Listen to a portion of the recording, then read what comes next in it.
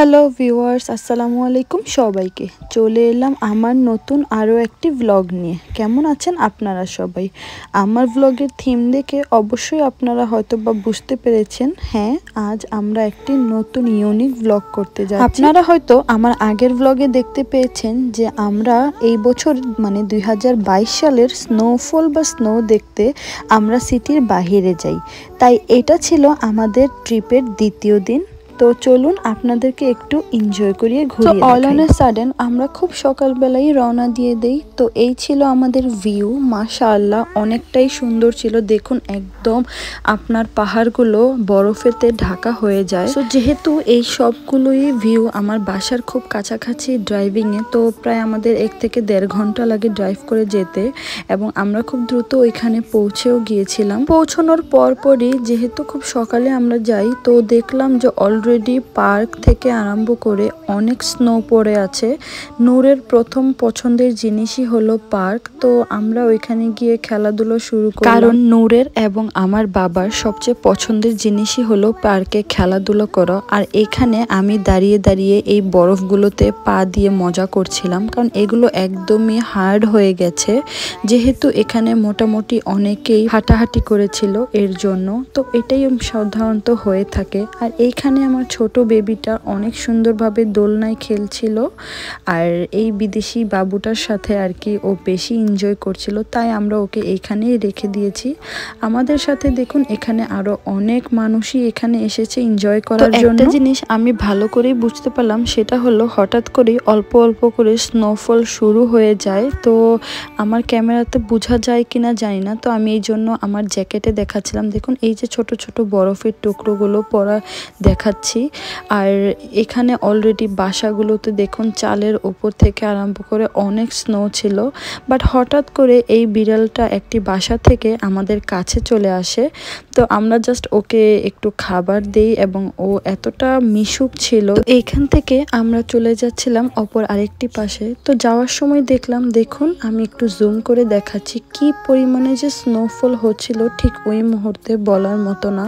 নূরের মাথায় অনেক স্নোফল হওয়ার কারণে ও বারবার চুল ঝাড়া দিচ্ছিল আর বলছিল আমার চুলেই কেন পড়ছে। তো যেহেতু আমাদের খুব ছোট বেবি, আমরা দ্রুত গাড়ির মধ্যে চলে যাই, কারণ তা না হলে বাবুর ঠান্ডা লেগে যেতে পারে। এখানে ওর বাবা দেখুন হাতে একটি স্লাইড বোর্ড নিয়ে রেখেছে। আসলে এটা স্লাইড বোর্ড না। আমি আর আমার বাবা সকালবেলা মলে গিয়ে ওইখান থেকে এই ছোট ছোট লম্বা কার্টুন নিয়ে আসি, যাতে নূর এবং নূহ দুইজনই একটু স্কিং করতে পারে বরফের মধ্যে। দেখুন কি সুন্দর আমার হাতে অল্প অল্প করে স্নোফলের এই স্নোগুলো পড়ছিল।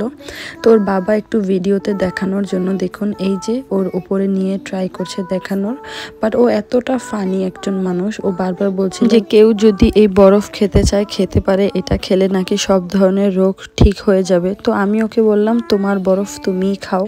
তো এই তো আমরা একটি সাইডে নিয়ে আসছি, ছোট একটি পাহাড়ে আমরা চলে আসি। তো এখানে দেখুন প্রচুর বরফ ছিল, আর এইখানে নূরের বাবা ছোট ছেলেটাকে নিয়ে ওকে একটু স্লাইডে চড়ানোর ট্রাই করছিল, আর আমি এই পাশটাতে একটু ভিডিও করে নিচ্ছিলাম।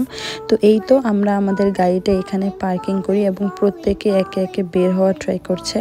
আমি একটু জাস্ট আপনাদেরকে দেখিয়ে দিই, দেখুন কি পরিমাণ স্নোফল হয়েছে। ঘাসগুলো একদম বরফের নিচে চলে গেছে, একদম পুরাটা রাস্তা যেন একদম সাদা হয়ে যায়। দেখুন পাহাড়, যেহেতু এগুলো ছোট পাহাড়, নূরের একটু বেয়ে উঠতে খুব কষ্ট হচ্ছিল। আর এইখানে নূহ তার খেলার জন্য বিরক্ত করছিল ওর বাবাকে যে এত লেট কেন হচ্ছে, কখন ও খেলবে।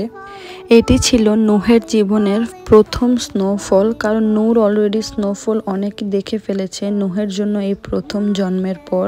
তো এই তো ও এখন স্কিং করছে ওর বাবার সাথে। But all on a sudden আপনারা হয়তো বা দেখলে আমার ভিডিওতে বুঝতে পারবেন, হঠাৎ করেই যে স্নোফলটা হচ্ছিল। বাট আমরা যতটুকু জানি যে অল্প অল্প স্নোফল হবে, বাট এত দ্রুত মুষলধারে স্নোফল হতে থাকবে সেইটা আসলে আমরা কখনোই বুঝতে পারিনি। বাট এত দ্রুত স্নোফল হচ্ছিল যে আমরা খুব দ্রুত গাড়িতে উঠে যেতে বাধ্য হয়েছিলাম। আমি জাস্ট একটু আপনাদেরকে এই গাছটার মধ্যে জুম করে দেখাই, আপনারা তাহলে দেখতে পারবেন। দেখুন কি পরিমাণ স্নোফল হচ্ছিল বৃষ্টির মতো। তখনই আমরা খুব দ্রুত তাড়াতাড়ি গাড়ির দিকে রওনা দিই এবং আমি আমার হাজবেন্ডকে বলি যে না আর না, বেবিকে তাড়াতাড়ি কোলে নাও, আমাদের এখন গাড়ির দিকে চলে যেতে হবে, তা না হলে ঠান্ডা লেগে যাবে। আর এই জায়গাটি দেখুন মাশাআল্লাহ অনেক সুন্দর একটি জায়গা ছিল। আমি জাস্ট এটার ভিউ নেওয়ার জন্য বা এখানকার মনোরম পরিবেশটা একটু উপভোগ করার জন্য এখানে দাঁড়িয়েছিলাম। মাশাআল্লাহ এত সুন্দর, গাছগুলো বাদে যেখানেই তাকাচ্ছিলাম যেন একদম সব কিছুই যেন সাদা হয়ে আছে, এমনকি ইভেন ঘাসগুলো পর্যন্ত দেখা যাচ্ছে না, একদম সাদা। তো এই অল্পটুকু জায়গা আমি এখানে একটু হাঁটাহাঁটি করার কারণে যেন প্লেসটা দেখতেও অসুন্দর এবং বেমানান লাগছে। একটু দেখুন বাহিরের পিছনের সাইডগুলো তো পাহাড়গুলো একদমই সাদা হয়ে রয়েছে বরফের। তো আজকের ব্লগটি আমার এখানেই শেষ, নিয়ে আসবো আবার নতুন কোনো ব্লগ নিয়ে। ততক্ষণে আল্লাহ হাফেজ।